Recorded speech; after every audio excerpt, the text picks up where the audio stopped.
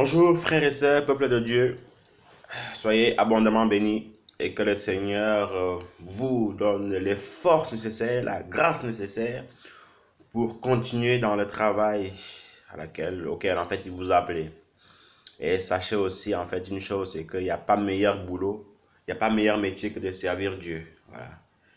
Parce que sachez une fois de plus que le Seigneur n'étant pas un homme pour qu'on ait en fait des aérés de salaire, il vous récompensera par la suite. Ça, vous pouvez lui faire confiance. Et le pire, c'est qu'il vous récompensera dans ce monde, dans votre marche chrétienne, et il vous récompensera encore davantage au paradis. Ça, faites-lui confiance, il sait ce qu'il fait, et vous le verrez s'accomplir dans votre vie. Donc, vous qui servez le Seigneur, tenez bon. Vous qui faites les choses de Dieu, tenez bon. Vous qui évangélisez, tenez bon. Vous qui priez, tenez bon. Vous qui intercédez, tenez bon. Vous qui chantez louange, tenez bon. Et le Seigneur vous encouragera toujours et il vous récompensera. Faites-lui seulement confiance et vous ne serez pas déçus. De mon côté, ici, ça va par la grâce de Dieu. Et chez moi, il est 4 heures du matin et 43 secondes. Et nous sommes le 28 février 2018. Et j'avais par la grâce de Dieu demandé au Seigneur de finir en fait les résumés de tous les livres de la Bible, de Genèse à Apocalypse, avant un mois, par vidéo. J'avais commencé, si mes souvenirs sont bons, le 10 février, ouais, le 10 février 2018. Et là, on est le 28 février 2018. Donc, bon, pour l'instant, je suis dans les temps, puisque c'est, je pense, c'est le dernier jour du mois de février aujourd'hui. Et puis, il est 4 heures. Donc, je pense, c'est avec la grâce de Dieu, avec les forces que le Seigneur va me donner, que je peux finir tout cela aujourd'hui, encore maximum, demain, si le Seigneur me donne en fait les forces. Mais je vais le finir aujourd'hui, quoi. Je vais le finir aujourd'hui, comme ce mois, c'est bouclé, on n'en parle plus. Et puis on passe en fait à l'étape suivante. Donc nous sommes dans le livre de Colossiens. L'église de Colosse est une église que l'apôtre Paul en fait avait implantée.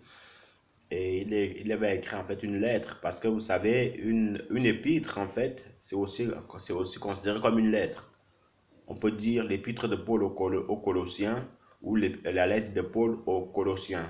Donc, ne soyez pas embrouillés si on vous dit épître et lettre. C'est quoi? C'est quoi?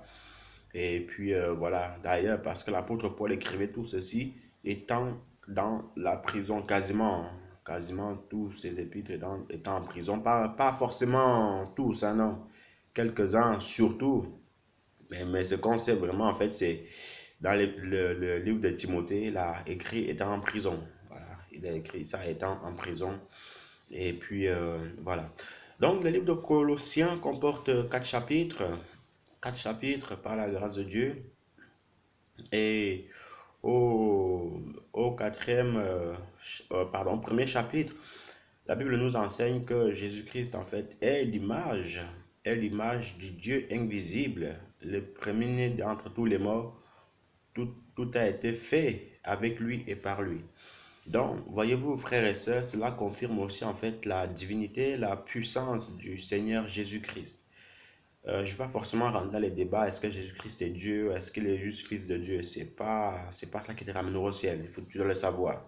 Ce qui te ramènera au ciel, c'est ta vie de sanctification devant le Seigneur. En fait, le reste, en fait, ce n'est que des informations qu'on doit savoir, mais qui ne nous ramèneront pas au ciel. Mais ce que tu dois savoir, c'est que Jésus-Christ est l'image du Dieu invisible. Donc, c'est le Dieu en personne. Voilà, le Dieu en personne, mais qui s'était incarné donc en prenant la forme d'un serviteur, se rendant semblable aux hommes. Donc, c'est ce Dieu-là. Et puis, en fait, voyez-vous, tout ce qu'il faisait, des miracles, des miracles, des guérisons, vous voyez un peu, ça montrait qu'il était puissant, ça montrait en fait qu'il était Dieu en personne. Et puis, voilà, tout simplement. Au chapitre 3, la Bible, le chapitre 3, le verset 13, verset 16 au verset 17, qui dit en fait que la parole de Christ habite parmi vous abondamment.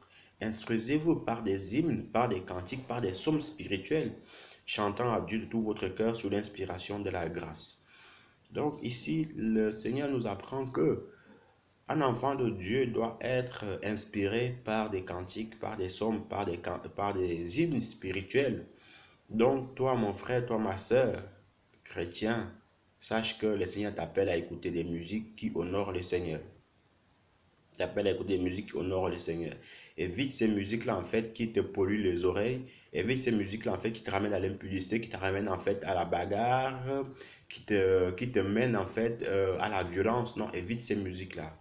Ce que tu dois écouter comme musique, c'est des musiques religieuses, des musiques chrétiennes, des gens, en fait, qui craignent le Seigneur. Euh, Maintenant, si tu veux plus d'explications là-dessus, le Seigneur m'a fait faire euh, une édification en fait sur la musique du monde, sur la musique du monde. Donc, tu pourrais l'écouter dans,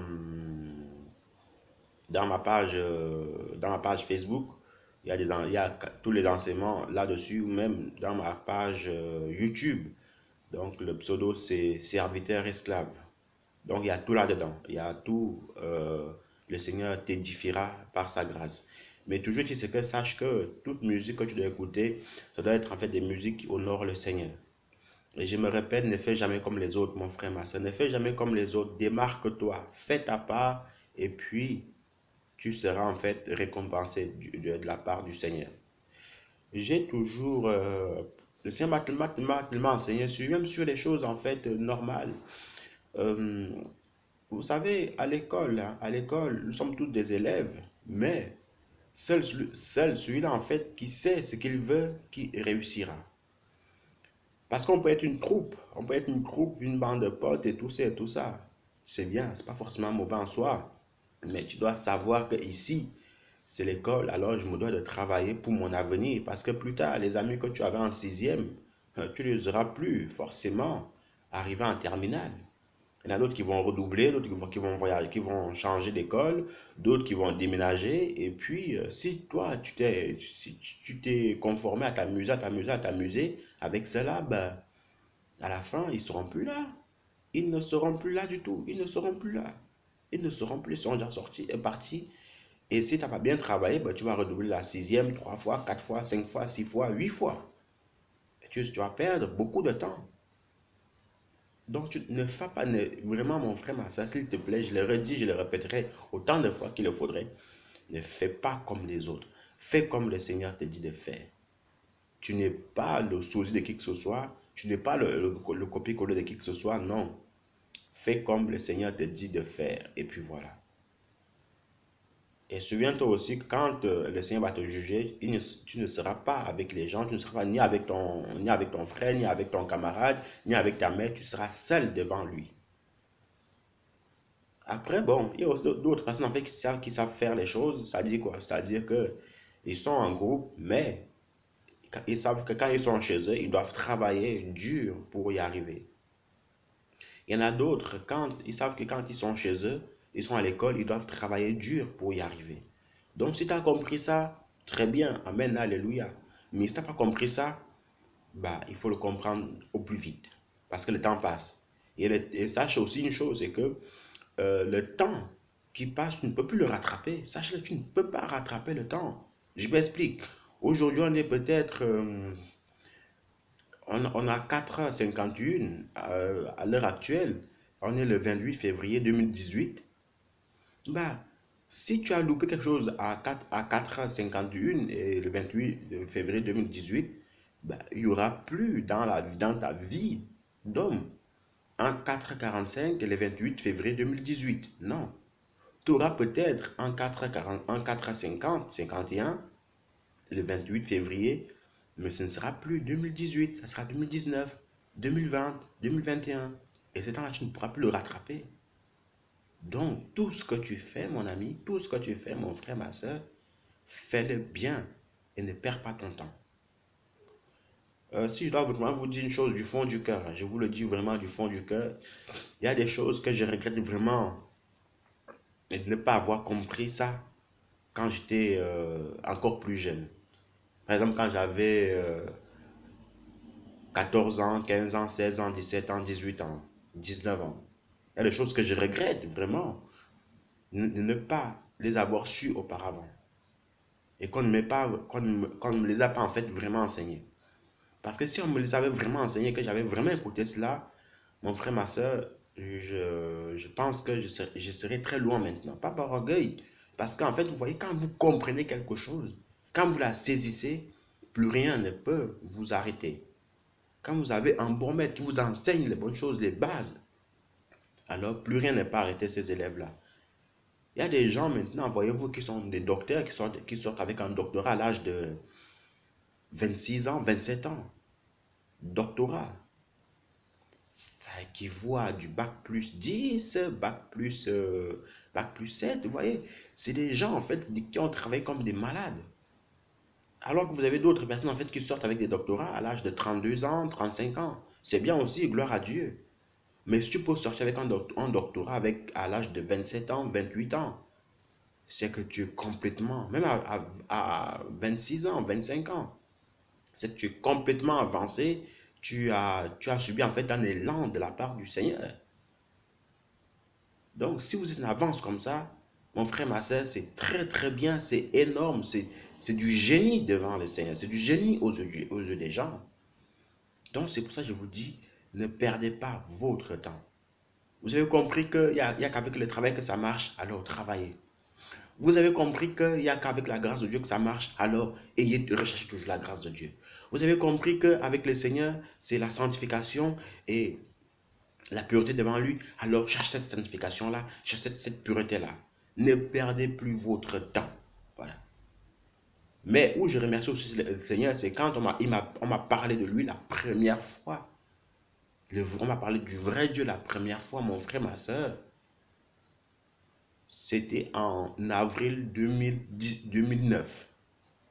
À partir de là, j'ai pris ma Bible et jusqu'à présent, je ne l'ai plus jamais relâché. Et je n'ai pas perdu du temps par rapport à cela. Aucun temps. J'ai commencé en lisant la Bible, à prendre des notes, à prendre des notes. Aujourd'hui, il y a au moins 5 cahiers qui sont remplis des enseignements bibliques, des résumés bibliques, des versets bibliques, tout, quasiment tout. 5 cahiers. Et c'est des cahiers de 120 pages, 200 pages, 250 pages, remplis du début jusqu'à la fin. J'ai pas perdu du temps avec cela. Et c'est là-bas, et c'est là en fait que je remercie vraiment Dieu. Sans compter aussi en fait les autres choses. Donc vous voyez frères et sœurs, je vous en supplie, ne perdez pas votre temps. Dès que vous comprenez comment ça marche, alors foncez. Dès que vous comprenez comment il faut faire, alors foncez. Il s'agit de votre vie.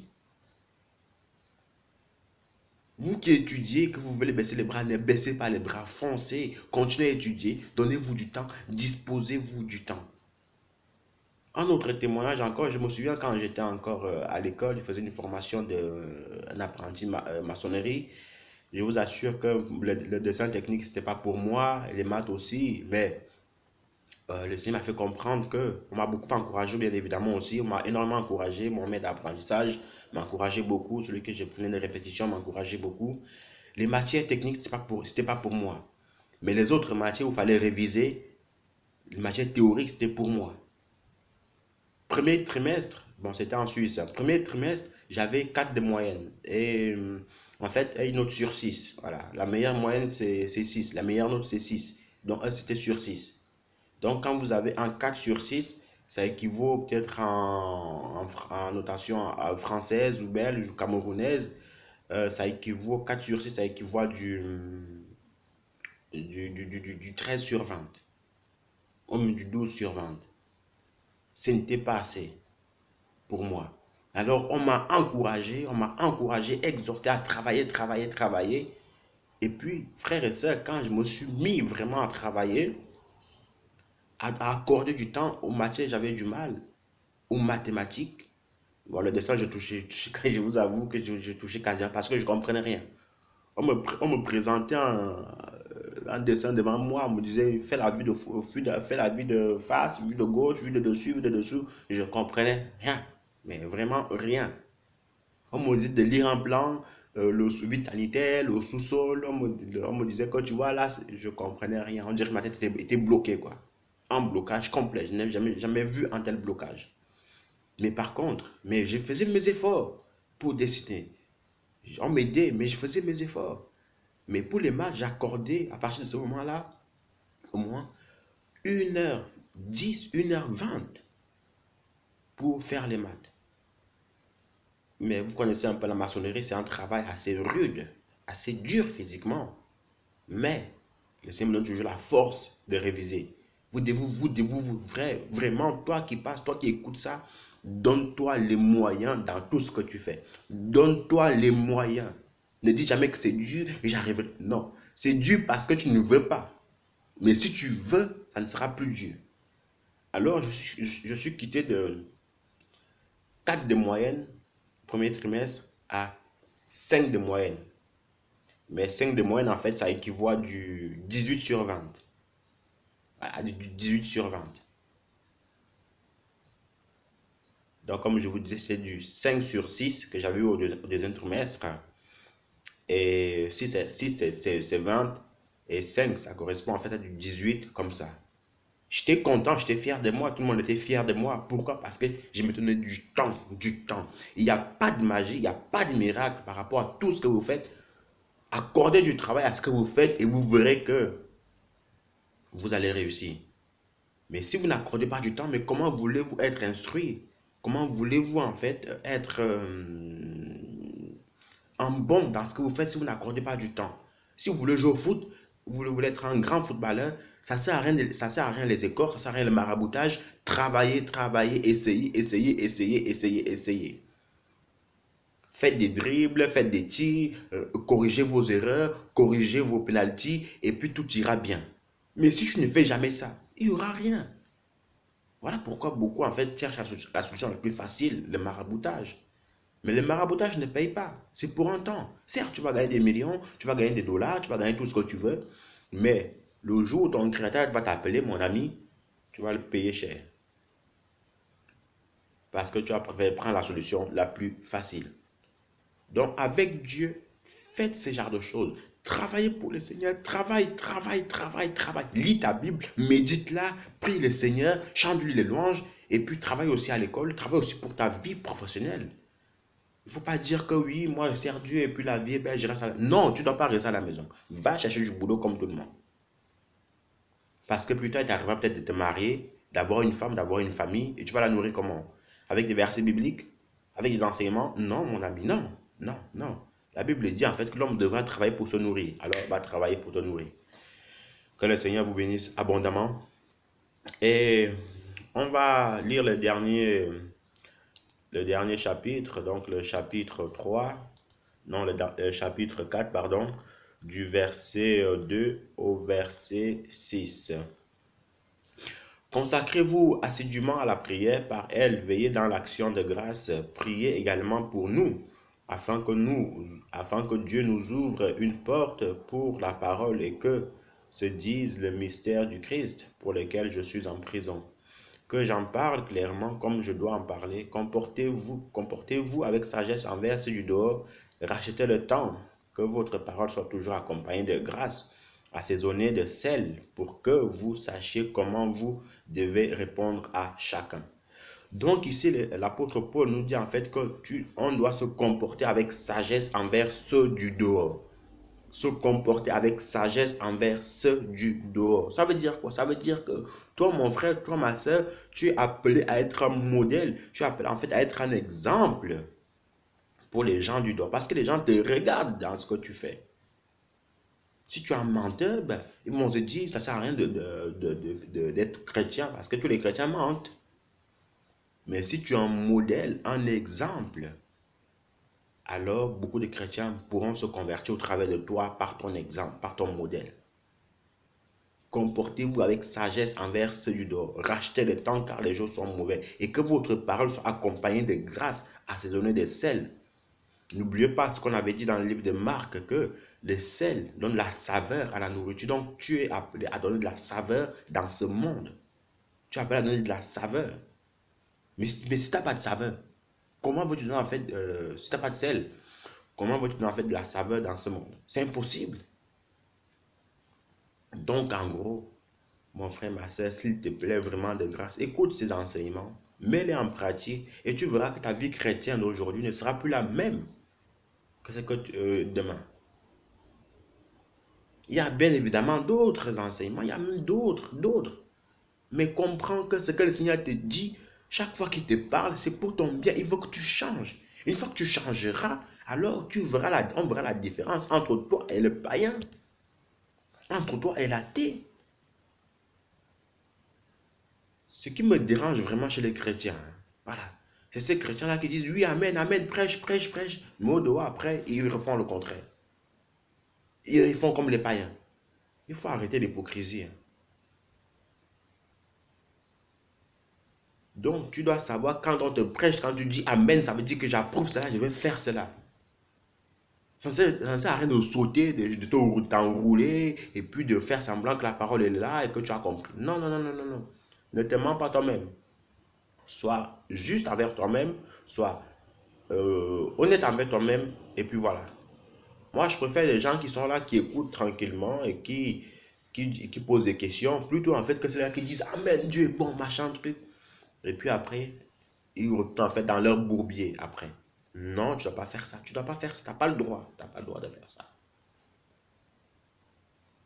Ta parole doit être assaisonnée de sel pour que tu saches comment répondre à chacun. Honnêtement, mon frère, ma soeur, une fois que tu as compris ces choses-là, tu as compris beaucoup de choses de la part du Seigneur. Une fois que tu as compris ces choses-là, sache que tu seras en fait une lumière pour les gens du monde. Tu seras en fait un exemple parfait, un modèle parfait pour les gens du monde. C'est ça qu'il faut que tu comprennes. Laisse ta vie de moi, je. Laisse ta vie de c'est ma vie. Non, c'est la vie que tu as donnée à Jésus. Donc, comporte-toi bien, fais bien les choses et le Seigneur t'aidera. N'oublie jamais que nous sommes dans la fin des temps et puis le Seigneur peut venir d'un moment à l'autre. Et ta vie que tu menais comme tu voulais, bah, tu risques de la regretter. Parfois, le Seigneur m'a enseigné souvent sur certaines choses en me disant que tu vois, fiston, il y a des stars qui ont été mondialement connus, des stars qui ont vraiment bouleversé ce monde-ci, mais qui ne m'ont pas reçu. Alors, où sont-ils maintenant? Il y a juste en fait leur simple nom qui reste. Ah, il était, ah, il était, ah, il était. Mais à quoi ça sert de mener sa vie dans ce monde, ayant 50 ans, 60 ans, 80 ans, dans le luxe, dans des choses abominables, et puis après, en fait, aller pourrir au paradis? À quoi ça sert? Vaut mieux encore souffrir un peu pendant 50 ans, 100 ans, et vivre éternellement au ciel. C'est ça qu'on n'a pas compris.